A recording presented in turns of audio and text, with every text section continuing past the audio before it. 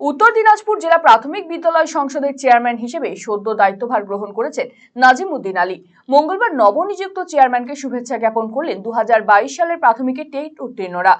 এদিন তারা রায়গঞ্জের কর্ণজোড়ায় অবস্থিত ডিপিএসসি ভবনে হাজির হন। এরপর নবনিযুক্ত চেয়ারম্যানের হাতে পুষ্পস্তবক তুলে দেন। 2022-এর প্রাথমিকের টেট উত্তীর্ণ দীপাংশু গুহ জানিয়েছেন, তারা এদিন ডিপিএসসির নবনিযুক্ত চেয়ারম্যান নাজিম উদ্দিন বাবুকে শুভেচ্ছা জানালেন। তারা 2022 সালে প্রাথমিকের টেট উত্তীর্ণ, 3 বছর ধরে বঞ্চিত রয়েছেন। তাদের ইন্টারভিউয়ের নোটিফিকেশন এবং ভ্যাকেন্সি নিয়ে আলোচনা হয়েছে চেয়ারম্যানের সাথে।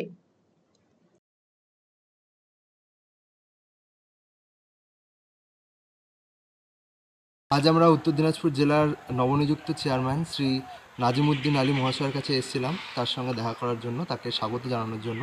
উনি আমাদের খুব ভালো ব্যবহার করলেন এবং ওনাদের সঙ্গে খুব ভালো অনেকক্ষণ আমাদের সঙ্গে কথা হলো এবং উনি বললেন যে আমাদের জেলায় পর্যাপ্ত ভ্যাকেন্সিও রয়েছে এবং আমাদের সরকার অতি দ্রুত ওবিসি মামলাটার জন্য আমাদের রিক্রুটমেন্ট আটকে আছে।